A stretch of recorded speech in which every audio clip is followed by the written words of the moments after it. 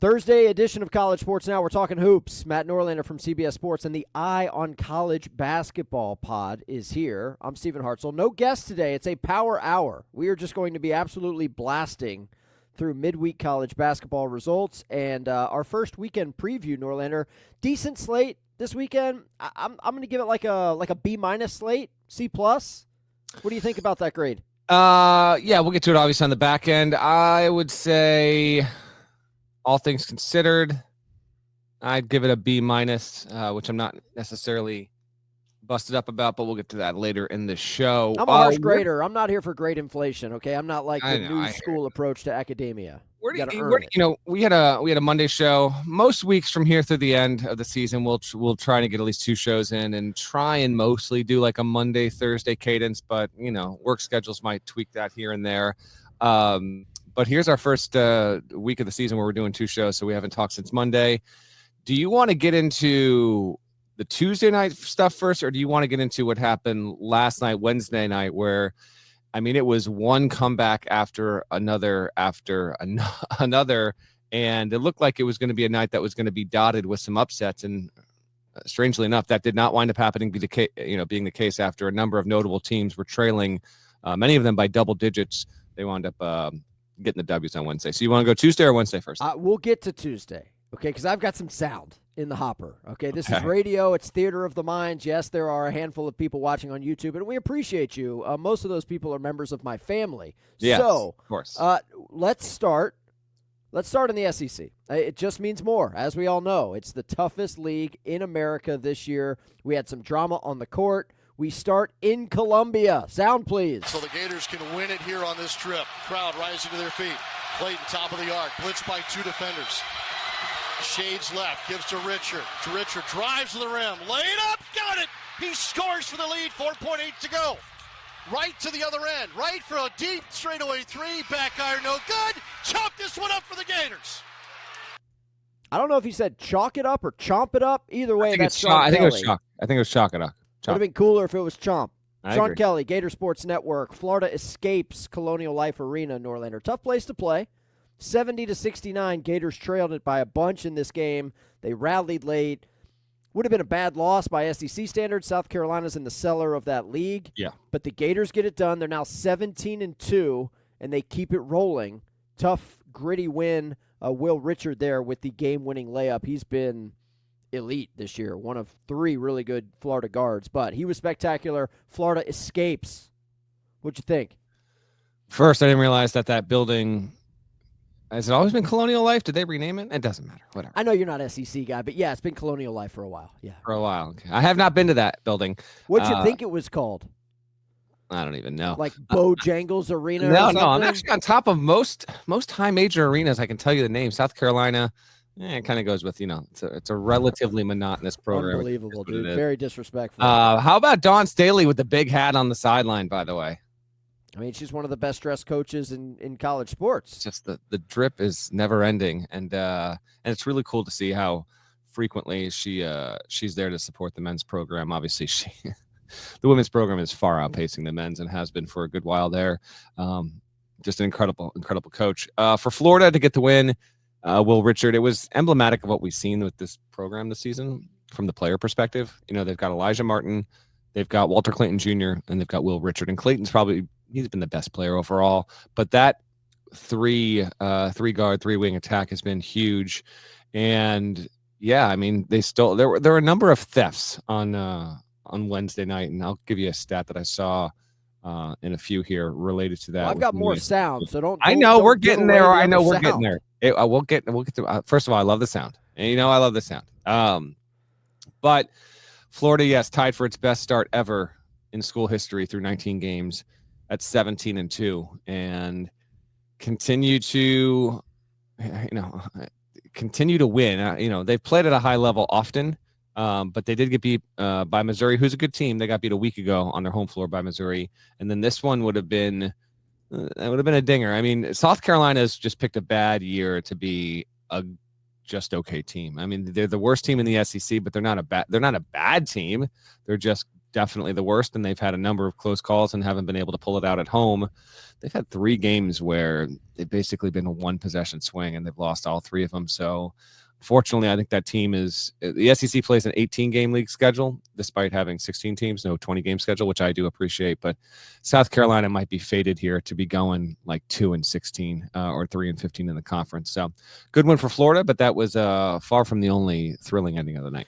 It's tough to win on the road.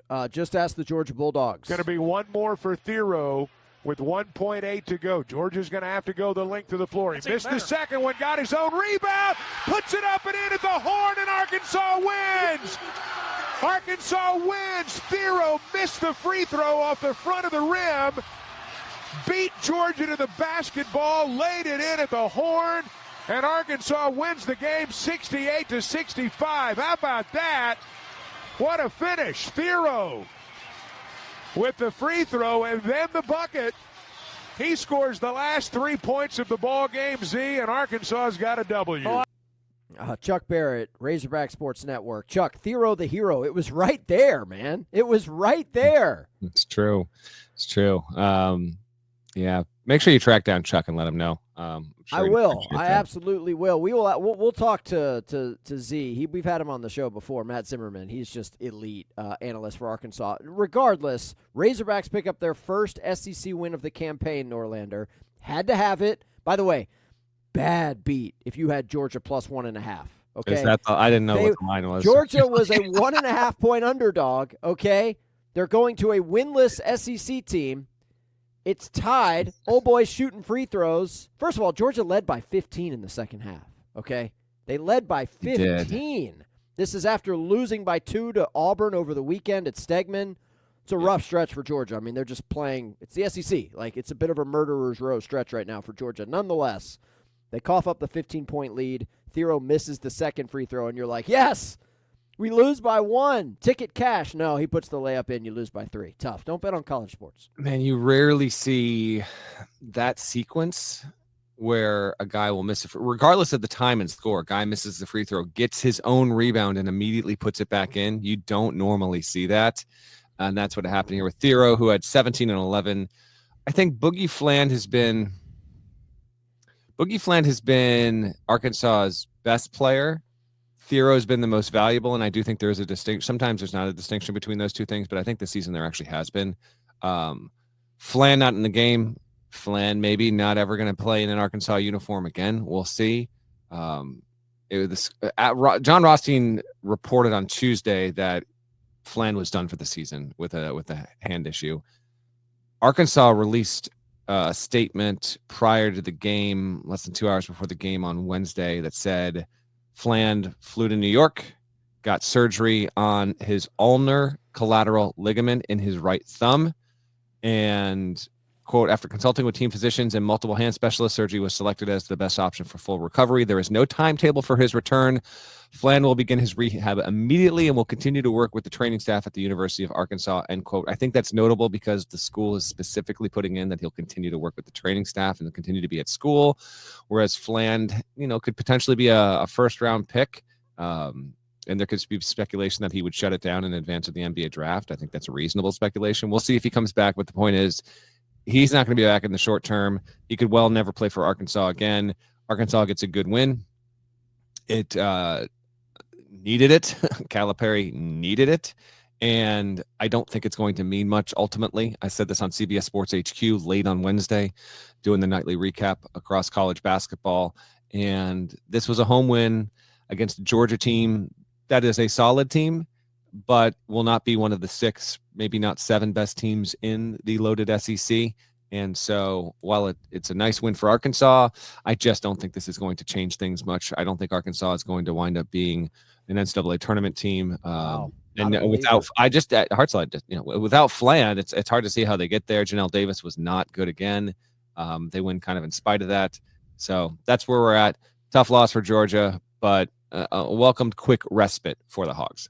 Well, you got to start somewhere. Arkansas off the schneid in the SEC, and we'll see. Look, like Georgia's in the middle of this right now, okay? They lost to number 1 Auburn on Saturday. Prior to that, they had to go on the road and play at top 5 Tennessee. Obviously, they lost at Arkansas, so that's 3 L's in a row. Where do they go this weekend, you ask? They got to go down to Gainesville and play top 5 Florida. Mike White against his former team, by the way. And then next weekend, they got to go to Tuscaloosa and play top 5 Alabama. Like, this is life in the SEC. Arkansas stretch over the next couple of weeks is not easy, but they did get a win, and they had to have it. We'll see. Norlander's not a believer. That's fair. They've dug themselves a proper hole, starting 0-6, 0-7.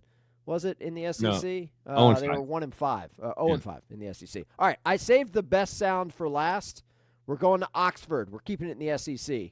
Here's Andrew Monaco. Phelps, kick, right wing, Manny for 3. Buried it! Mo gives the Aggies their first lead with 12 seconds left. 63-62. Brakefield knocks down Garcia. Missed the shot. Battle for the rebound. 1 second. The Aggies, they steal a 63-62 win.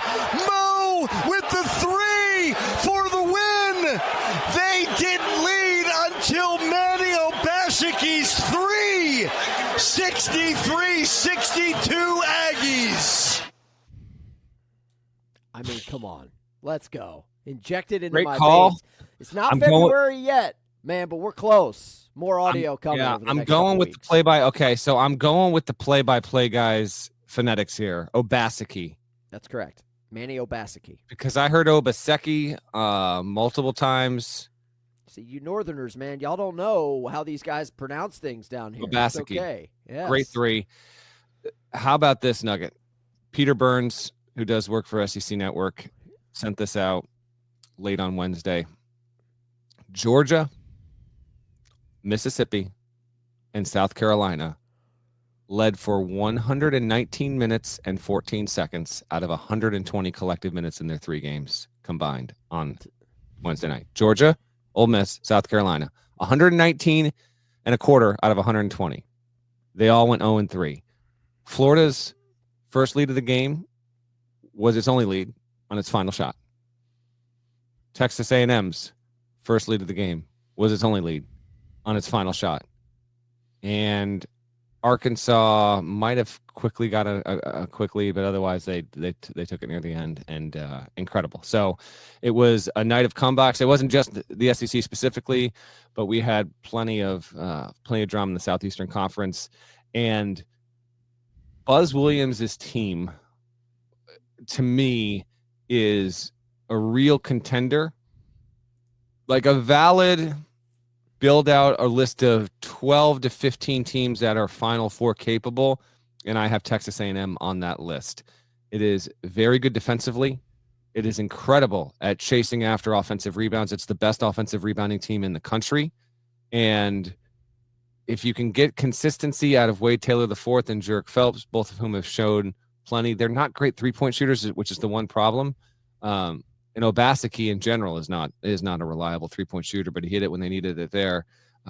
They get the right matchups, they're gonna have a chance to win 4 in March. I'm not predicting them to be the most likely. I'm just saying it would, we have had a stretch here over the past 10, 12 years where there has been at least one team seeded either worse than 5th or 7th.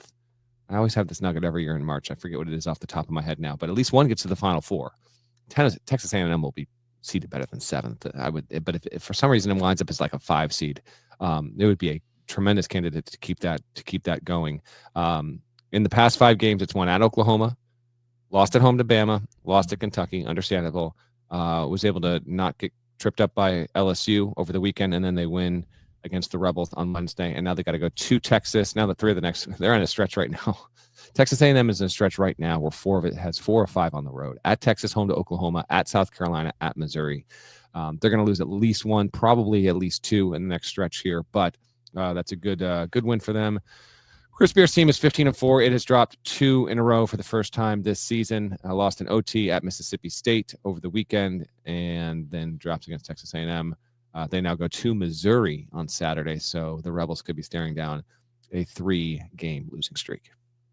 Yeah, I'm not going to put you on the spot and ask you for your SEC power rankings just yet, Norlander. We do get Tennessee at Auburn Saturday night, so the elites in that league are going to start to pair up and have to play each other.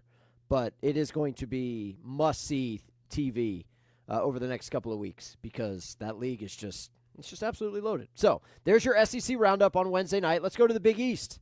Talking about comebacks. How about them Johnnies? Okay, they were down. I think I saw at one point, Norlander, they were down by 17 in the second half to Xavier. They end up rallying and winning in overtime, 79-71. St. John's alone atop the Big East standings. They are still undefeated in league play. As a discussion point, I'm curious to know how long you think that's going to last. But give the Johnnies their flowers. That was gutsy stuff at home against the X-Men. Let's hear that call. Give me the sound. I don't have the sound. Okay. SEC favoritism on the pod, as usual. I mean, I can pull up some Minko if you want it on the spot, but Minko! You think I don't know Minko?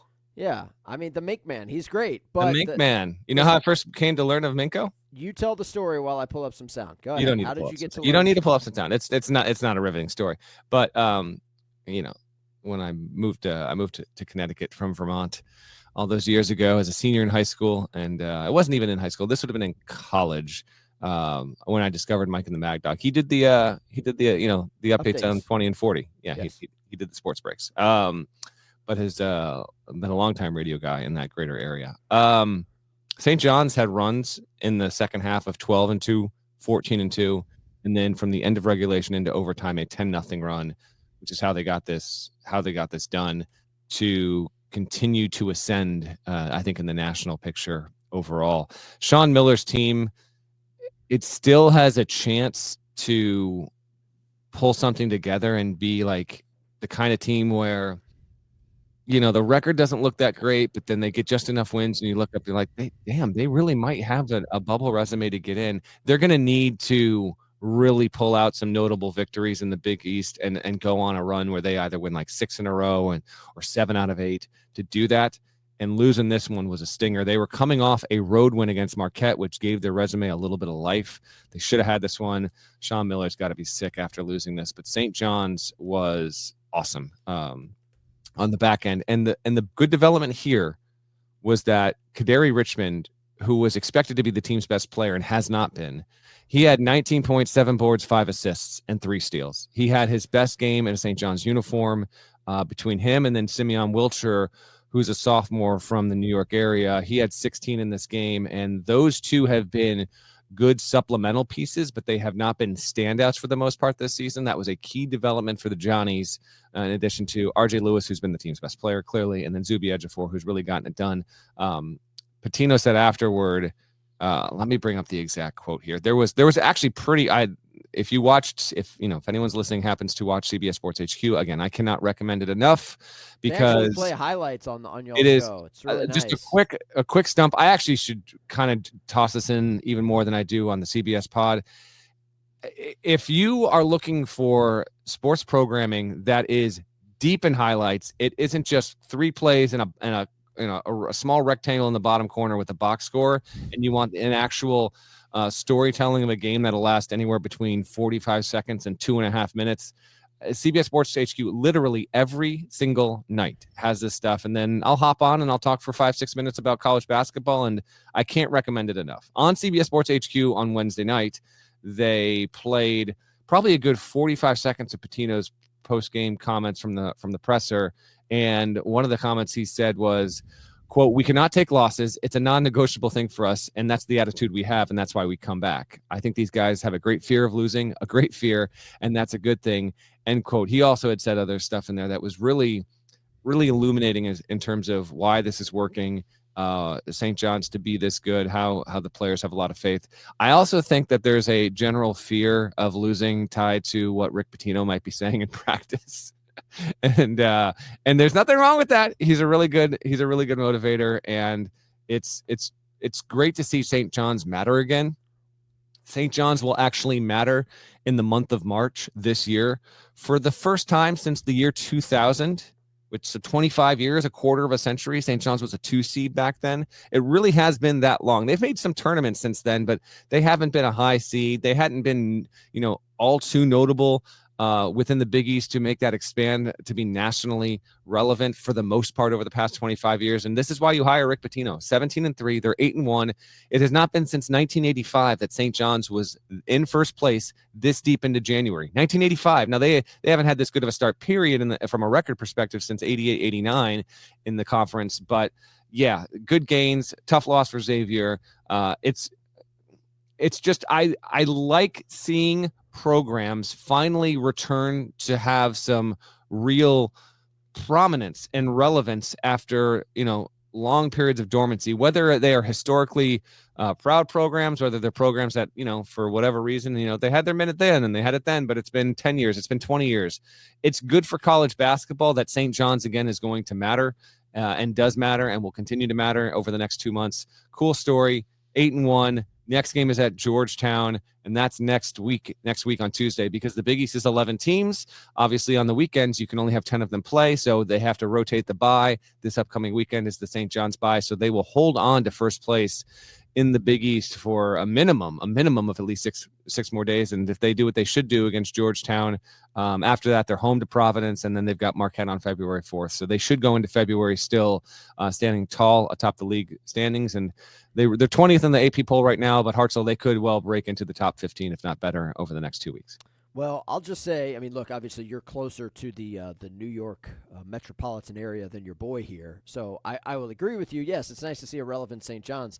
Also, though, zooming out, this is a Big East that got 3 bids last year in the tournament, and I know there was a lot of upset folks. Our boy Fanta was, just despondent. How could the Big East only have 3 teams in the dance? Well, it's obviously tracking for significantly, I don't want to say significantly more, but more, right? 4 or 5 bids, who knows? But St. John's in the mix, 17-3. You love to see it, and they rallied from, again, 17 down in the second half to get it done against Xavier. So while we're talking Big East hoops, well, I'll tell you what. Anything else from Wednesday night? Because we want to go back to Tuesday. Yeah. There's some games that we want to discuss. Houston almost doubles up Utah. That's significant just because that's a gaudy scoreline. Yeah, and continues to, be a metrics darling, but yet does not have a quad one win. But quadrant. Here's a quick little heads up on quadrants. And talk to me on some quads, man. Let's hear it. You don't have to get too deep into it because I'm anti-bracketology before we get to February. It's only a week away. Quadrants, it's 8 days. And really, when I say February, I'm more like, get me closer to Valentine's Day, then I'll really start scoping out what the field looks like. Because even at that point, we're still a month out from the bracket. But anyway, the quadrants are relevant. If you misheard me, I didn't say irrelevant, are relevant, but they're not the only thing. They're far from it, and they can be fickle. There are arbitrary cutoffs between one ranking can change a game from a quad 1 result to a quad 2 or a quad 2 to a quad 3.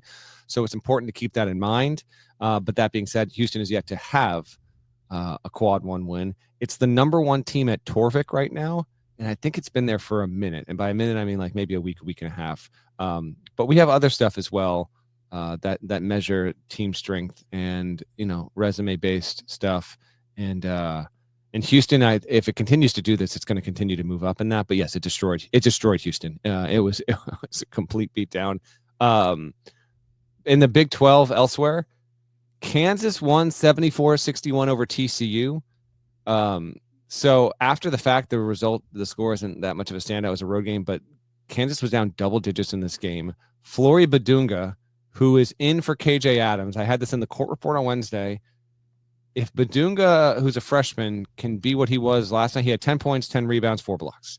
If he's going to do that and Kansas is going to continue to win, KJ Adams, who's a veteran and has been in that starting lineup for years, he may be the 6th man at this point. They might need to switch up some of what they do, and they could be better for it. Here, Adams is going to be out at least 3 weeks. He's got a shoulder issue. And so that's a good development for KU. It was looking sticky for a minute. Again, Wednesday was a night just peppered with comebacks. Kansas is included on that. There is another notable result that we haven't gotten to yet. Can you figure out which one it is? From Wednesday night? No, go ahead. What do you got? Did you go YouTube Quad Box on Wednesday or no? No, I did not. Okay. If you did, this would have popped up and this would have populated on the screen, so it would have been on your radar. Northwestern 79, Indiana 70. IU hoops. It's a tough scene right now. Indiana, 14-6, lost 3 of 4. The next 7 games are all projected losses at Ken Palm. They're not going to lose all 7, at least they better not.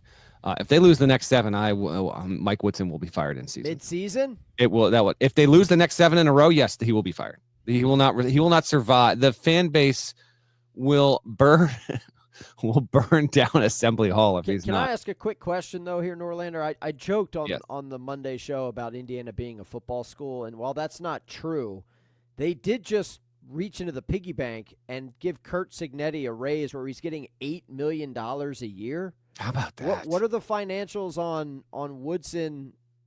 Like, I understand everybody's got money. It's the Big Ten, but you're going to have to buy him out, right? Like, that's not going to be cheap, I would think. No? Yeah, the buyout is Signetti's yearly contract, so it's in the $8 million range now. Okay.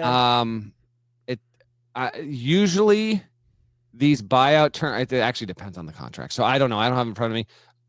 That number will drop either at the end of March or in April. Some coaches' agents actually get that number not to drop until like June 1, which like who's getting fired on June 1? You're going to make a decision by then.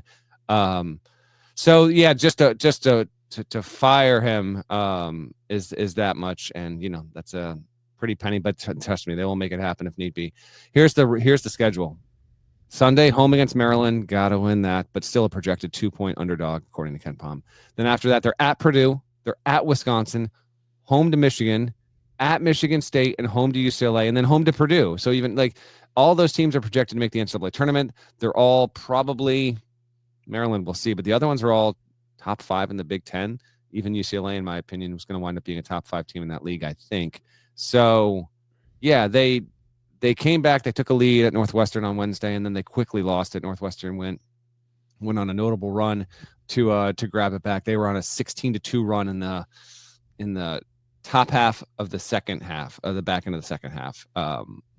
And just it was a road game. I understand that, but knowing what was coming up on the schedule, I thought last night was not even quietly. It was pretty pivotal for Indiana. And then Brooks Barnheiser for Northwestern, they win the game with 20 seconds to go. He gets a breakaway dunk.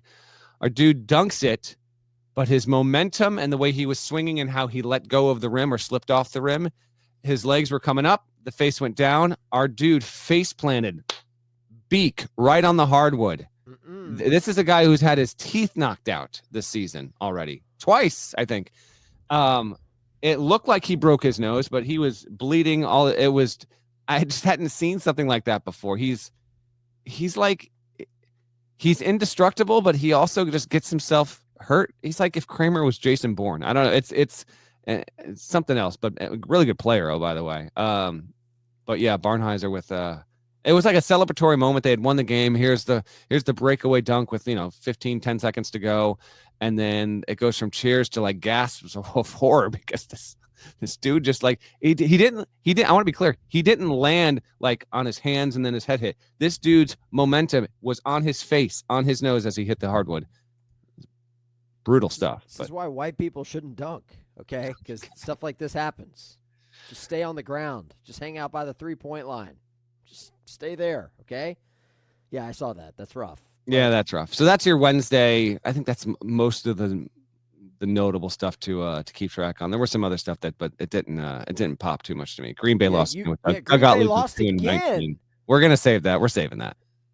That's for another show. Maybe next week. Hang on a second. Can I just get an update? I had the standings pulled up here a minute ago. The losing streak for Doug Gottlieb's UW Green Bay. I mean, we're approaching 20 games. It's getting close. It's out of control. It's tough. Yeah, you hate to see that. Maybe you should be a coach full time and not host for Fox National. They've lost 16 in a row. 2-19 overall for the Phoenix. Tough. All right. Tuesday night. So here's the deal. I thought Wake UNC was the best game, the most significant result. Let's start there.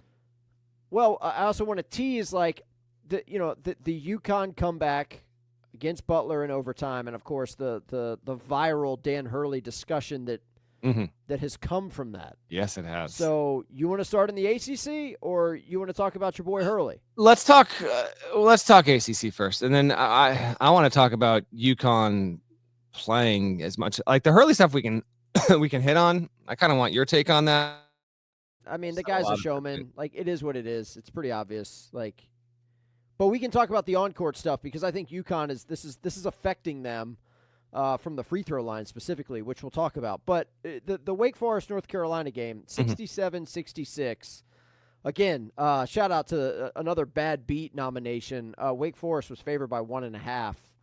They led by 7 with 26 seconds to go. R.J. Davis with a not-so-meaningless 3 as time expired. Oh, well, I actually thought it was meaningless. I didn't know. Again, I'm not following these lines for the most part, so I thought it was meaningless. For a guy who's got, like, well, Eye on College Basketball podcast is a sponsored show. I'm not going to take a shot at the sponsors, but for the amount of, gambling that's on that show, you should know, Norlander, that, yes, Wake Forest was favored by 1.5, did not cover, got the win. That's not what's important here. What's important is that the Deeks are on a heater. They got Duke coming to town on Saturday. Correct. The last time Duke came to the Joel, Kyle Filipowski, his leg almost had to be amputated. It was horrifying I know. what happened when those Wake students rushed the floor. Regardless, that's Saturday. We'll get to that a little bit later. The North Carolina situation is dicey, man. Like, I live in Winston-Salem. You're in the Pete, I know. I work with a lot of folks who this time of the year are North Carolina basketball fans. It's crazy because during football season, they're App State football fans. But anyway, that'll change now that Belichick's here. North Carolina's in a bad way, man. These fans are not pleased. And, Hubert Davis, did he overachieve in year one? Of course he did. But you've got a talented roster, man. Like, I don't know. You're national. Like, what are you hearing when you talk to folks around the sport about what's going on in Chapel Hill, man? There's not, to that general question, it's not like, my phone's getting lit up with texts and calls about like, man, what's up with UNC? That's not really happening yet. It is notable. They're 12-8. They're 1-7 in quad one. They have a borderline NCAA tournament resume. I mean, it's not that good. But the ACC is trash. Like the ACC is trash. I mean, the best wins are UCLA, which is okay. Dayton, which is no longer a tournament team. I'm not digging into bracket stuff on January 23rd. Not going to happen. No interest. But folks out there need to know that, like, UNC being 12-8, this isn't your older brother's ACC. This is a bad league. Correct. Now they should they play at home versus Boston College Saturday. It should be an uneventful weekend for the Tar Heels. They're at Pitt, they're at Duke, and they're home to Pitt. They're at Clemson. That's it. I'm always intrigued when the schedule, for whatever reason, just breaks that way. They got to play Pitt 2 out of 3 games, and the other game is Duke. 2 of those 3 are on the road. We will be talking UNC more on the show in the coming weeks for obvious reasons, because it could get worse. Like, it's going to get worse for Indiana. It's probably going to get worse for Carolina. They have a knack for playing in close games. I'm going to look right now. Games decided by 4 or fewer. So Kansas, they lost 0-1. Dayton, they won 1-1.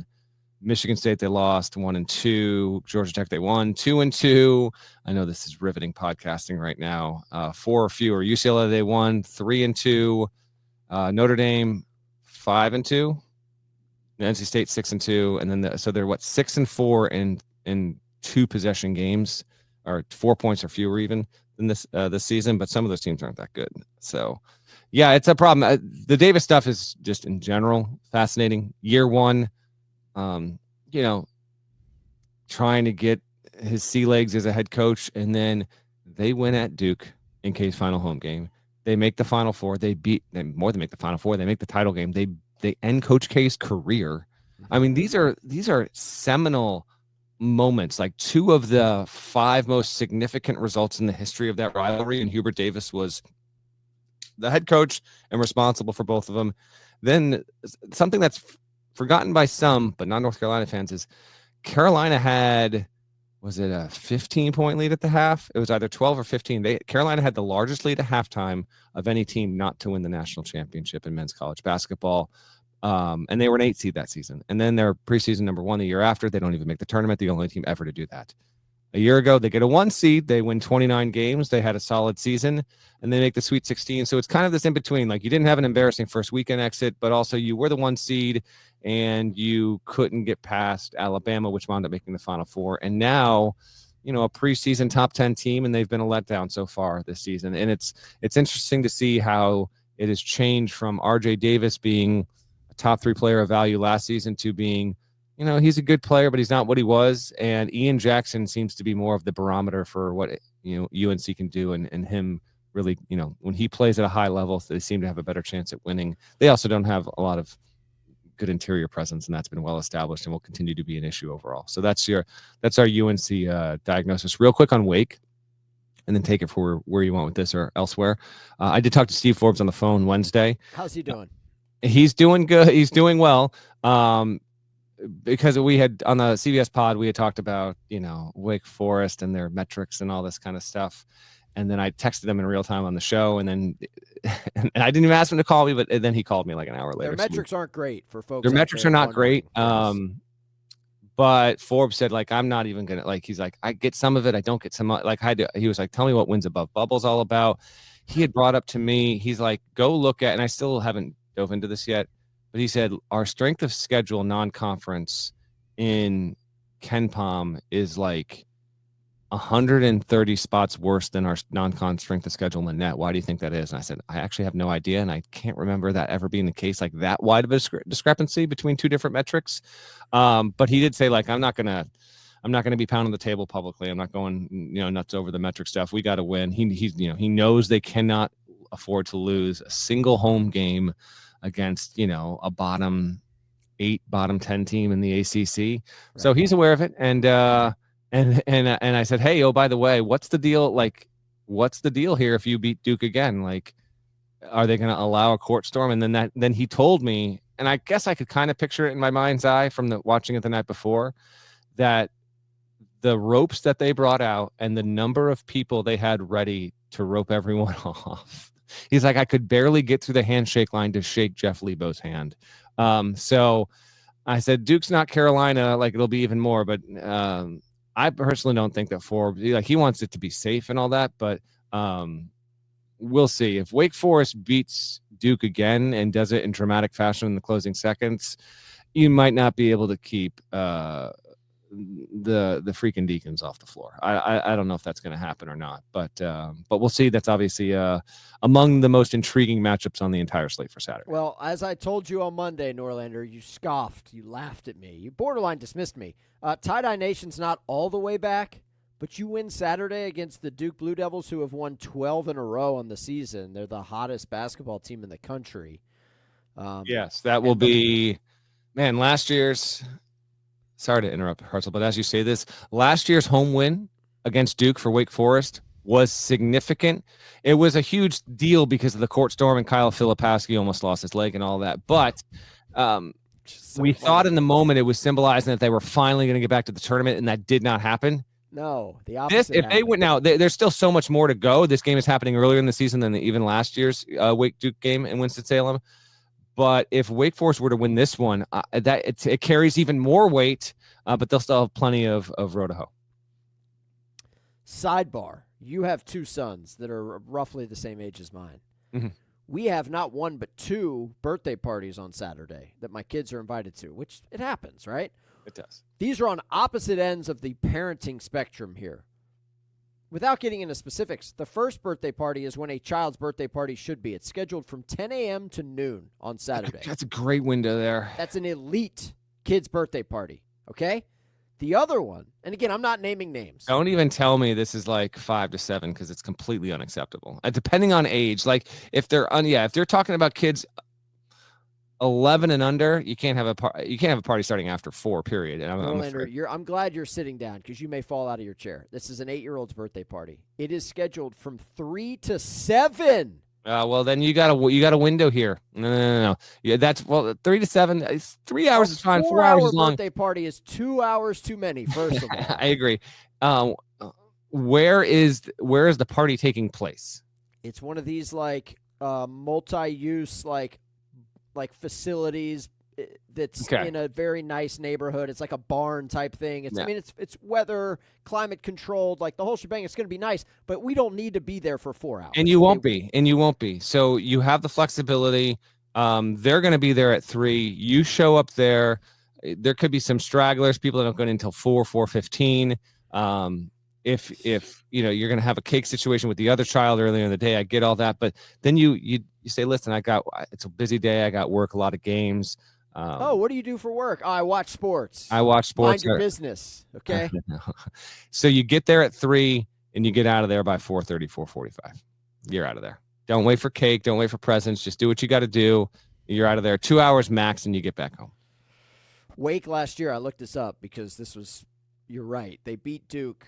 Then they lost 3 in a row to some bad teams. They lost to Georgia Tech last year. They lost to Notre Dame last year. Immediately after upsetting Duke and rushing the floor, they lost 4 of their last 6. I mean, they missed the tournament, even though they were on the right side, very much on the right side after beating Duke last year. So I'm rooting for Forbes. I'm rooting for Hildreth and Salas and all those guys. Like it's a likable Wake Forest team, but a significant step up in class. They didn't look good. The first half of that game against North Carolina. They rallied late. They got it done, but it wasn't exactly like elite basketball from Forbes and company. So got to be better against Duke because they're really good. Obviously, they're elite. All right, let's talk UConn. Here's the deal. If for my mom who's listening to the show and doesn't understand why we talk about a game that happened on Tuesday night on Thursday morning, UConn wins in overtime. They beat Butler. Butler's not good at basketball, right? No. This isn't Butler Brad is Stevens so Butler. bad. Yeah, they're not Excuse good. me, whoa. As Matt Norlander yawns through. No, the listen, Butler it caught me by, you know what? You mentioned Butler and I yawn. What can I do? It's a bodily lean function. back. You don't need to yawn into the microphone next time. Butler is so bad that I do wonder. This is the year 3 for Thad Matta. I wonder if that might not be a courteous change. I'm not predicting it. I'm not even saying I've heard that it will happen. This is a team that has 1 win since December 3rd. It's 8-11, and I just am a bit curious. So that's my thoughts on that end of it. So the TV cameras caught Dan Hurley, reigning 2-time national championship head coach Dan Hurley, mouthing to an official, quote, "Don't turn your back on me. I'm the best coach in the bleeping sport." Now, I know there's some argument, there's some discussion of whether or not he said, "Don't big time me." No, it was I watched it enough. It's don't turn your back on me because the ref does turn his back on him as he's very good. So look, if you've been watching college basketball since Dan Hurley has arrived in the sport as a coach, this is what he does, man. Officials do not like him, Norlander. I've got stats to back this up. Have you looked at the opponent free throw numbers against UConn this year in the Big East? I have not, but I promise you that entire staff is extremely aware. They might be able to recite it by heart. Okay. Well, it matters when you've played 8 conference games like UConn has, and opponents have attempted 179 free throws against you in those 8 games. That is the most by a significant margin against anybody else in the Big East. And I just wonder, especially considering how many free throws UConn is taking, which is, I mean, they're how many at it's 179 to what? 179 to 112. Ooh. Middle of the pack for free throws. Yeah, but the discrepancy is the greatest in the Big East. That's a problem. Now, look, the on-court stuff with UConn, like they won the game, but I'm curious, Norlander. Do you feel like UConn is underachieving this year relative to expectations? Ooh, yes. The answer right now is yes, because the expectations in that program are to be a viable national championship contender, make a Final Four run, be a 1-2-3 seed, and right now they're not that. They're 35th at KenPom. They're 14-5. They've had some close shaves. Now they don't have Liam McNeely, who has been a very, very important player, maybe the team's best player, and he is a freshman, but he's supposed to return soon from that high ankle sprain. I can't report on an alleged timeline. My guess is he will not be there for Xavier on the road. UConn hosts DePaul next Wednesday, and you might say, well, it's DePaul. They wouldn't rush him back. Maybe not, but just knowing Hurley, like if McNeely, if he can go, like he'll go. But I would I would guess that the road game against Marquette on Saturday, February 1st, is when we get McNeely back. And man, will they need him for that game. Caravan had 19 in the win over Butler. Solo Ball had 23. Solo Ball is a guy who is willing, capable, able of hitting big shots, taking big threes, and I love his gumption. They have not been as consistent on the defensive end as I think they are capable of being. It's actually fairly surprising at how teams have been able to get after UConn with a variety of different attacks and some straight line drives, and they're drawing the fouls as well.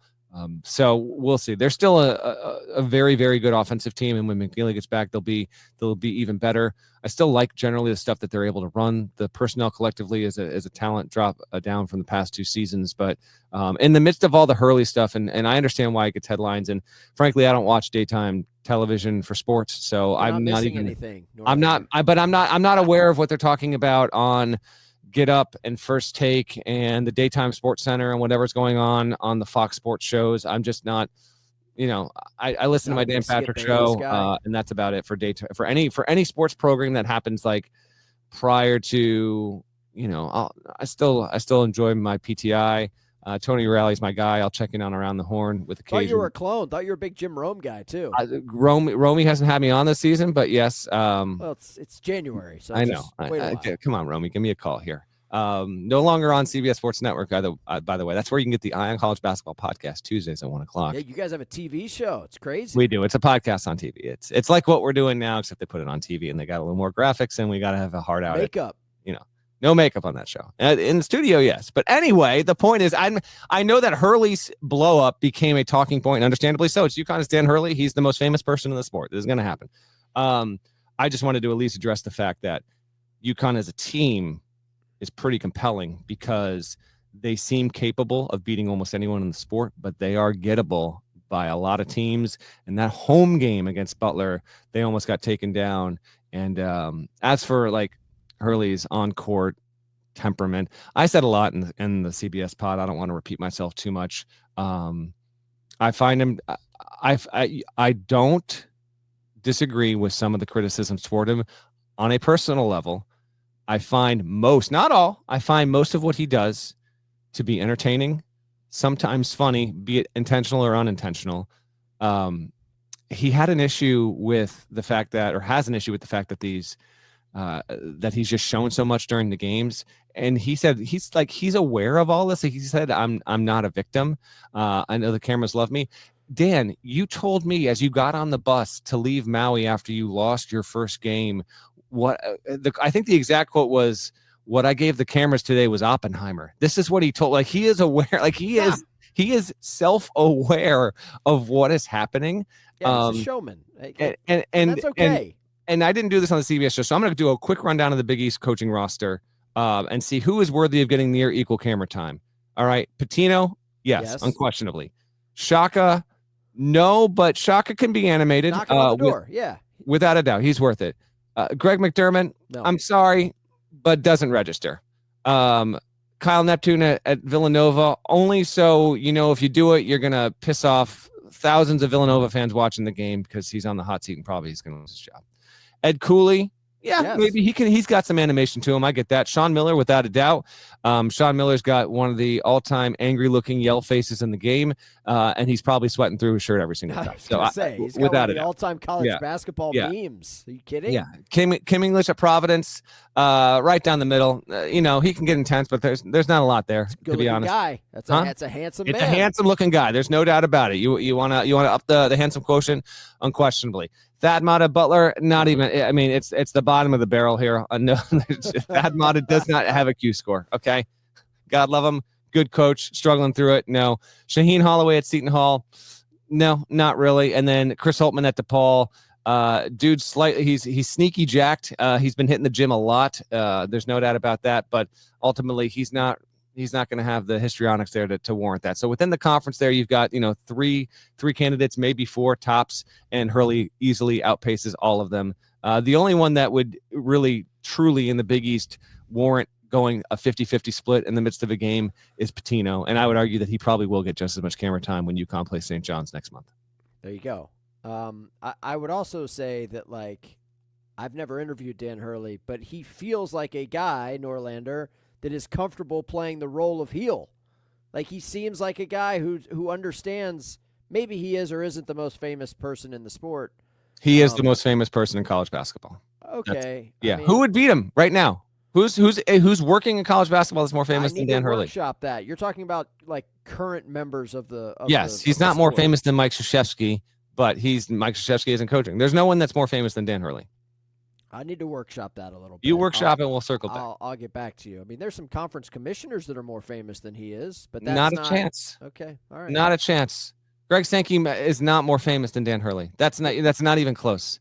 You have Dan Hurley walk down the street in the middle of Kansas City and have Greg Sankey do it, and 20. Well, that's not fair. Kansas City is a college basketball hotbed. That's not okay. fair. Then have him walk down the street in the middle of Auburn, and it's still Dan Hurley will be more recognized than Greg Sankey. They don't care about Dan Hurley at all. They will know who he is. You're out of your mind if you think Greg Sankey is more famous than Dan Hurley. I don't know. It just depends on what part of the look. Let me workshop that. You go ahead and workshop it. I find Dan Hurley's whole act to be a net positive for the sport. It generates interest. It generates reaction. I think it is most importantly, I find it to be authentic. I find him to be openly flawed in ways where he often doesn't get enough credit for it. I am willing and able to criticize this guy when it is warranted, and I think that it can be problematic to be strutting around on the court and saying I'm the best coach in the effing sport. He probably spoke the truth, but you get too high on your own supply. I think that can maybe backfire on you. So just be careful with where you're going on that. But for the most part, I find it to be a good thing. And who knows where this is going with UConn and Dan Hurley. And by that, I mean, is he going to be there another year? Is he going to be there another 20 years? I think when we get to the end of his career and we look back, we will look back on like what UConn was under Hurley and how it mattered, how it was interesting. And he could be combative with the refs. He can be combative with the media. He's got this whole UConn fan base behind him. It is compelling stuff. And it is a good thing for college basketball that there is a 0%, more than that. There is a significant percentage of college basketball fans that do not like this guy, and that helps drive interest in the sport because the dislike comes from a place of, I don't know if it's genuine hatred or genuine just people being bothered by him. And Hurley's just being himself amid all this, so I find it to be a good thing. I agree with that. Anything that's going to bring eyeballs to the sport, especially in January, is a win. So there you go. I'm looking at the weekend preview, Norlander. We got a couple minutes before we got to get out of here, and you got to hit the ski slopes. That's right, baby. There is a ranked-on-ranked matchup Friday in the Big Ten, Michigan at Purdue. That is not a top 3 game on the weekend in my books, even though that's on Fox National, and we'll probably do a pretty good number because it's on a Friday night. What else is going on a Friday night? You don't think that's a top 3? That's a really, really good matchup. Michigan and Purdue both capable of winning the Big Ten. Purdue did take a loss against Ohio State on Tuesday night, a home loss. It was the first time in 697 days Purdue got beat in Mackey Arena. That's a quality Friday night game. Looking for. I'll be back at the lodge by that point, and I'll be taking in that game as much as I can. So yeah, I'm looking forward to that. What do we got on weekend ski trip? This is not just like a go up, like drive up. No, this is every year, every January. I grew up in Vermont, so love to ski. I take one weekend every January and have effectively every non-COVID impacted winter and do it. Sometimes it's with buddies. This time it's 3 families getting together, bringing my kiddos and doing all that stuff. So yeah, it's a weekend. We're leaving here and then I'm coming back on Sunday. Are the WAGs going? Is this a WAGs trip? If the WAGs are the wives, yes. Yeah, wives and girlfriends. Yeah, yes. WAGs. Well, there are no girlfriends going. Well, so, listen, this is a global show, man. Folks outside of the United States recognize what a WAG is. The trips are different when the wives are going. It's like a 50% hit rate on these in the past where when I go and I plan the trip like months in advance there, but usually I have an idea of what the games will be. So I try and pick the weekend in January that, first of all, I never go on MLK weekend because it's the Price is Jack, so I never go that weekend, but one of the other weekends.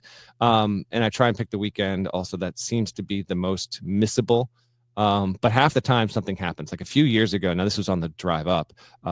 It was the day Chris Beard was fired at Texas. I remember like checking into the Airbnb and like hopping on and doing an HQ hit because it was a major headline. I remember the one year I went was the year that Trae Young had like an insane game, and it was the same weekend that Zion committed to Duke instead of Clemson out of nowhere.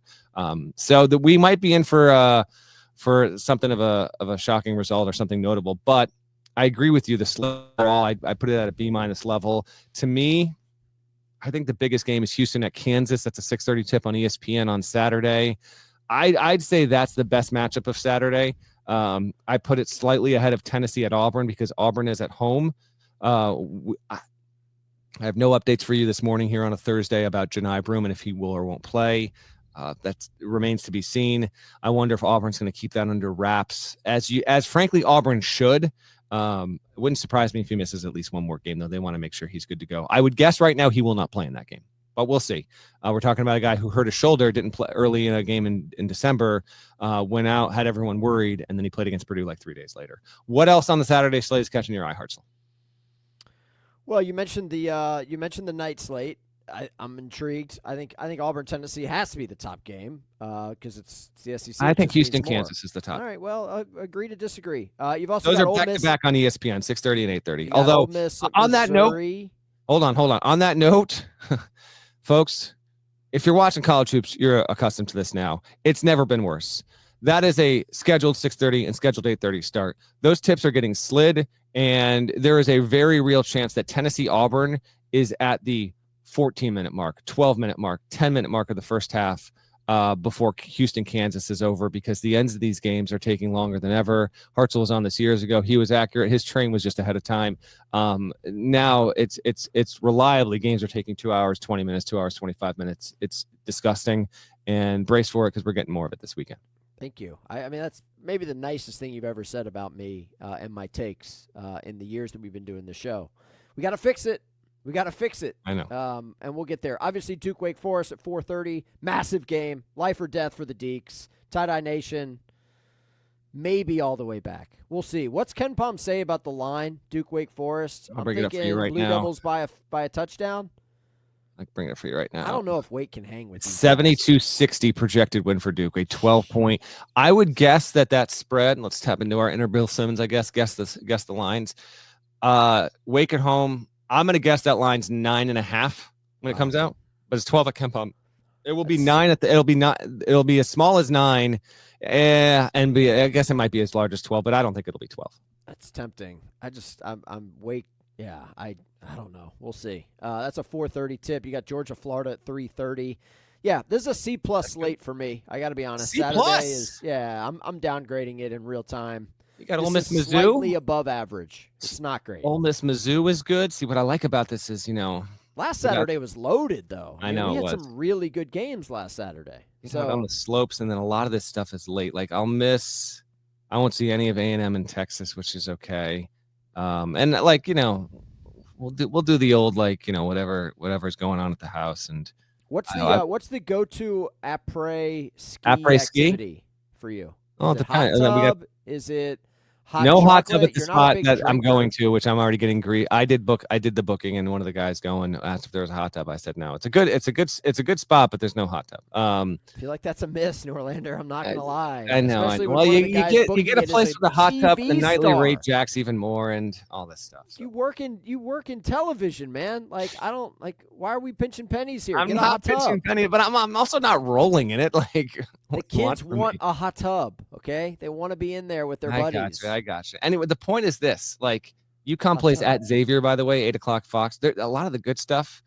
I'll be able to, even though I'll be doing the après, which I don't know what Saturday. I haven't planned out Saturday yet, but I plan to be back at the house by 7 and having some of these games on and watching plenty. So it's not like I'm going to be missing out too much here. Houston, Kansas, 6:30. UConn at Xavier, 8 o'clock. Tennessee, Auburn, 8:30. I'll maybe catch the back end of Duke Wake, but I'm gonna like some of these games I've already set up to DVR, and then I'll watch. The trick is you do that. You watch YouTube TV on your laptop, and you can watch it at like 1.5 speed. Jump through the commercials, you can get through it even more. Wow. Some real degenerate activity by you. But It's called basketball coverage, buddy. Yeah, I respect it. You know what? As I look more and more at this, you might be right. This could be C+. CBS, Michigan State at Rutgers. Man, that game was looking a lot better 2 months ago. Rutgers is nowhere near the NCAA tournament picture. Michigan State has not yet lost a Big Ten game, so keep an eye on that. But yeah, there's a couple teams on this slate that were just supposed to be a lot in a better spot than they are right now. Yeah, and your purposes in the ACC, Pitt plays at Syracuse. Syracuse is atrocious. Pitt, it's a road game though. You don't have to sell me on any of these unranked ACC games. I'm not. No, I'm just saying, like Pitt can't lose the game, or it will not have a tournament profile whatsoever. The Syracuse crowd shots of the Carrier Dome, or sorry, the JMA Wireless Dome when it's half full. It's sad. It's tough. All right, Norlander is wearing his Chicago Bears pullover, so clearly he knows what good NFL football looks like. Who's playing for the Super Bowl? We got the championship games on Sunday. Commanders at Eagles, Bills at Chiefs. You got either you picking an upset in either one of these games? Yes, I will go. Man, the Commanders can do it. But I'll say Eagles win. And I'll give you some scores here. I'll say Eagles 27-24. And then give me Bills. I'll say Bills 31, Chiefs 23. That's a fool's errand picking against the Chiefs, but I know. I respect it. I'm also rooting for the Bills to win the Super Bowl. Why? Just want to see it happen, man. City deserves it. Good team. I'm not Chiefs fatigued like a lot of other people, but I'd like to see my rooting order would go Bills. I actually say Bills, Chiefs, Eagles, Commanders in that order. Commanders winning would be a heck of a story. I don't need Jaden Daniels winning a Super Bowl the year that he was the first season he's out there with Caleb Williams on the Bears. I'm rooting because y'all drafted poorly. Here's the thing. If you put Buffalo and Philadelphia fans in New Orleans for a Super Bowl at the same time, that is dangerous. That's reckless.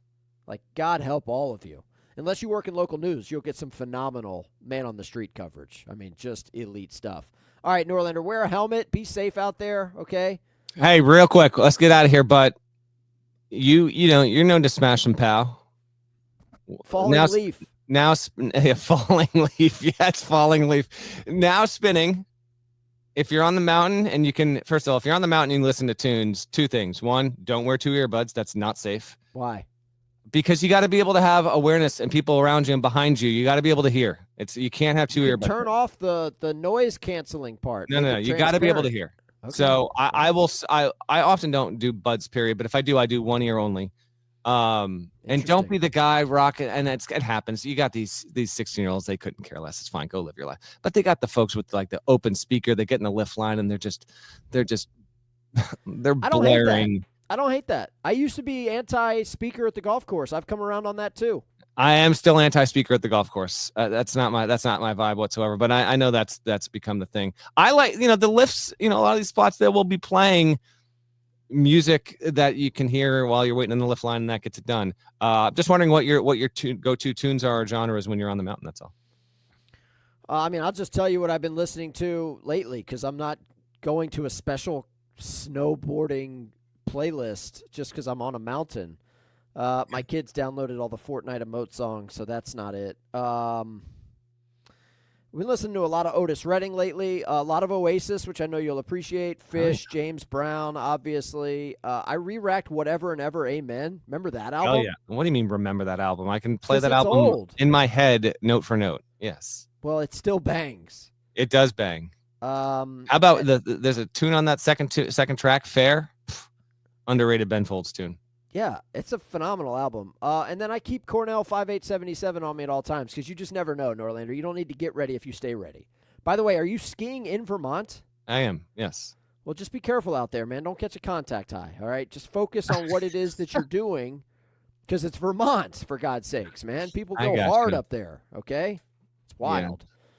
Yeah. All right. Enjoy yourself. Have a good weekend. We'll be back next week with more hoops coverage. For Matt Norlander, I'm Stephen Hartzell. Enjoy the weekend. Enjoy the games. Gower Hour coming on Friday for the women's college basketball talk. So long. All right, buddy.